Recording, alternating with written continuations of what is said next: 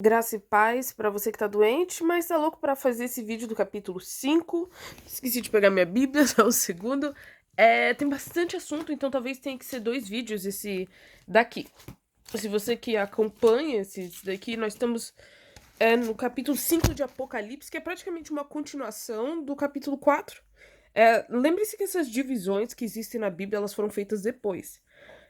Em questão de conteúdo literário, aqui, com certeza, o capítulo 4 e 5 é uma unidade. Ela é o que a gente chamaria de uma introdução do julgamento de Deus sobre a terra e a revelação da redenção dele.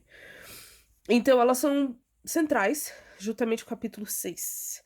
O capítulo 5 dá para resumir praticamente que Deus e o Cordeiro dele, Jesus Cristo, são glorificados e eles vão começar a executar a ordem deles, a executar o julgamento sobre a Terra, sobre os cosmos, né? Eu acho que seria melhor falar isso, que não é só sobre a Terra. Quando eu falo cosmos, eu quero dizer tudo que é do reino espiritual, tudo que é físico, tudo.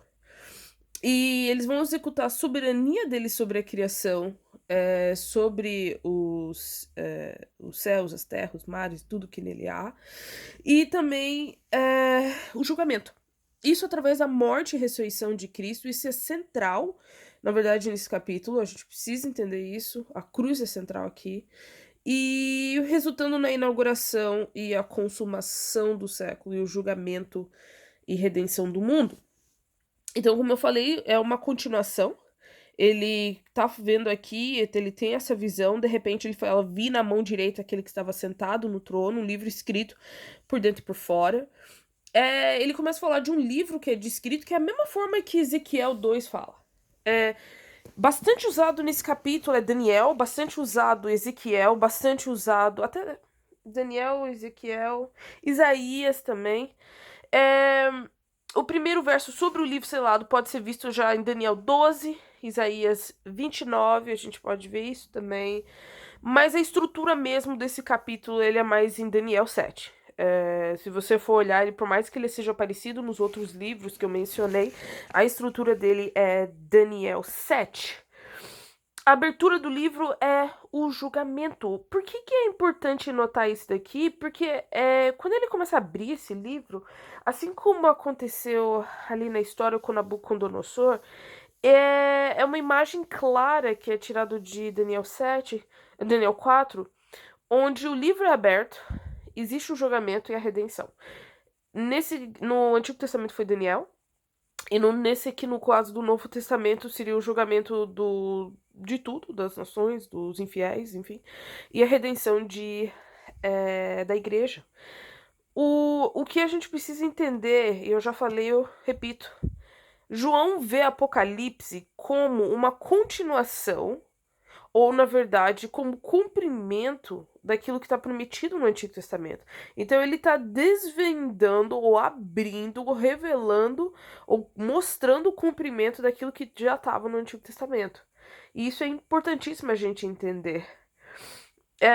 Até porque esses 2 capítulos, principalmente aqui, já terminando o capítulo 5, ele já inaugura o julgamento de Deus sobre a terra e o diabo e seus anjos. Então a gente precisa entender isso. Em Daniel, os livros estão selados. Aqui, os livros estão sendo abertos. Os selos estão sendo abertos. E João vê através de Cristo o cumprimento disso, né? Que nem eu já falei. E a abertura dos selos. O problema é que João pergunta quem tem autoridade. Eu acho engraçado essa pergunta porque João é cristão, né? E aí eu às vezes fico meio que rindo dessas coisas. É que nem o Antigo Testamento falar que Sara era mais bonita, a mulher tava na beira dos 80 anos. Eu penso, meu Deus, o que seria do resto? Enfim. João chega e ele começa a falar assim: Meu Deus, quem vai ser digno de abrir esses selos? Eu pensei: Peraí, você tá no céu, você tem essas visões, 2 mais 2 é 4. Você não ia ser! Mas João tem aqui essa visão e de forma bem simbólica, né? Ele pergunta quem é que tem autoridade. E os hinos do verso 9 e 10 já estão dando a resposta, né? Que ele é digno de tomar o selo, de abrir ele, tomar o livro, abrir os selos. Então eles falam de Jesus Cristo como aquele que tem o poder, tem a sabedoria, tem a dignidade de poder abrir os selos. E os versos 9 e 10, na verdade, indicam essa resposta aí que João tá tendo e tá perguntando, né? Quem é digno de fazer isso? O que é interessante é que naquela época existe uma discussão se é livro, se é selo, se é escritura, se o que é. Mas aqui o que é importante notar é que naquela época os romanos, para evitar, quando eles deixavam um testamento, eles escreviam por dentro o que tinha que ser o conteúdo, mas por fora também. Primeiro, por que eles faziam isso? Para ninguém falsificar. Segundo, para que se alguém pegasse, ela pudesse ter um resumo do que estava escrito dentro, por isso que ela era escrito por fora. E ela só podia ser aberta na morte da pessoa que deixou. E isso para João, quando ele tá pensando nisso, ele tá pensando que o Antigo Testamento é esse selo, esse livro que tá selado e que o conteúdo não pôde ser mexido, se a gente lê lá em Daniel tá escrito isso, mas que no Antigo Testamento dava para ver por fora mais ou menos qual era o conteúdo, mas com a morte de Cristo e ressurreição, ele pôde abrir e poder revelar o conteúdo que tá lá dentro. E eu acho isso magnífico, porque ele usa essa imagem, com certeza os primeiros leitores saberiam disso e conseguiriam fazer essa associação, que às vezes para nós é difícil de fazer, porque não somos a época. Mas ele tá vendo em Cristo como aquele que tem autoridade para fazer isso.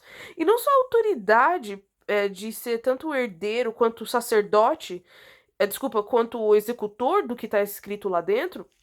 Jesus, quando ele abre esses selos, esse livro, ele tem a autoridade de executar o que está dentro.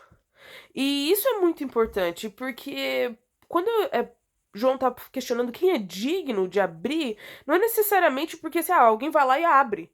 Não, ele está falando quem tem autoridade sobre a terra de poder executar o que está escrito aqui, do que Daniel já tinha proferido profeticamente. Teoricamente, ou era para ser Adão. Era para ser Adão esse que deveria ter essa autoridade de reinar sobre a terra que foi dado para ele em Gênesis. Mas ele falhou. E aí Jesus assume essa posição. E Jesus toma essa autoridade porque ele foi achado digno. E ele foi achado digno como? Porque ele não teve pecado e ele morreu e comprou com seu sangue tribos, pessoas de toda tribo, raça, línguas e nações.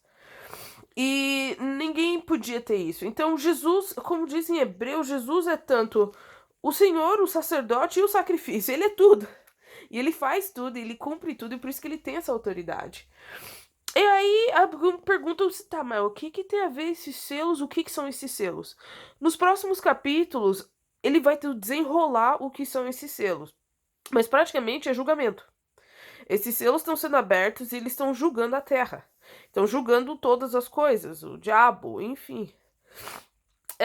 E isso eu acho importante porque senão a gente começa a olhar essas coisas e começa a pirar a cabeça. Esses selos são. Eu digo pirar a cabeça porque tem gente que consegue tirar historinha de onde não tem.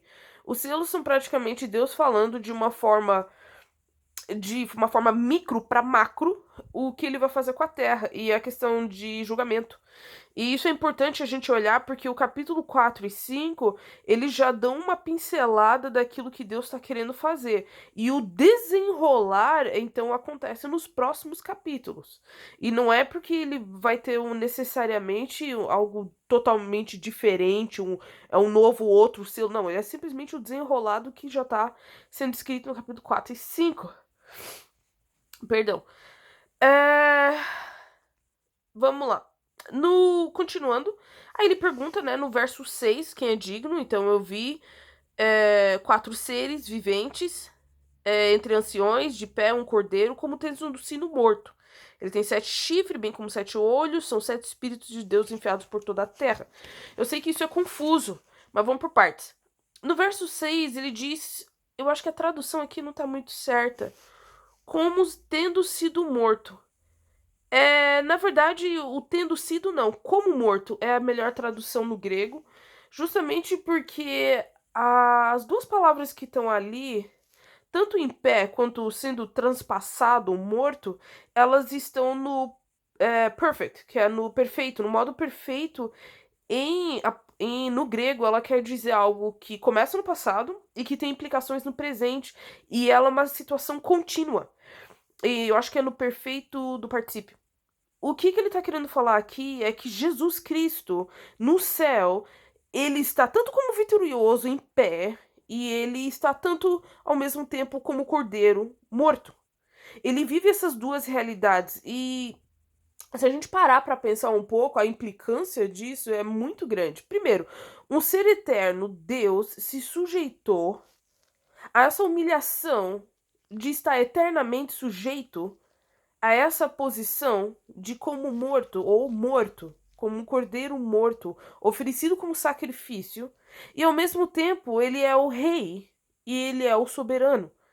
Eu acho que isso, às vezes, a gente não consegue pensar ou imaginar a implicância disso, de um Deus que está, ao mesmo tempo, acima de todas as coisas, se sujeitar a tal posição para salvar os seres humanos. Para mim, isso é magnífico e eu acho que servir a Cristo só por isso seria digno de toda a honra e glória. E o fato de que nós somos nada, nós não merecemos nada e nós devemos toda a honra e glória ao nosso Senhor. Isso me emociona pela grandeza do nosso Deus. Mas enfim, deixar as emoções de lado, porque isso é muito glorioso, isso é muito magnífico. Jesus, ele tá em pé e ele é o cordeiro que é transpassado, que a gente acha em Isaías 53:7. Ele descreve não somente aquele que morreu, mas também aquele que foi redimido, aquele que redime os pecadores e ele vence as forças do inimigo. E por isso que ele é aqui, ó, da leão da tribo de Judá, a raiz de Davi. Ele venceu, né, para abrir os 7 selos. E aí depois ele fala, ele tem 7 chifres, com 7 olhos e 7 espíritos. Eu fico tão Às vezes eu fico tão indignada que as pessoas se preocupam tanto com esses detalhezinhos pra achar quem é a besta, quem é os 7 olhos, o que significa isso, quando existe tanta beleza por trás do texto falando sobre a dignidade do nosso Cordeiro, do nosso Senhor. Mas aqui, esse 7 olhos, 7 cabeças, 7 espíritos, desculpa, não é 7 cabeças aqui, né? 7 chifres, ela simplesmente indica autoridade. Ela simplesmente indica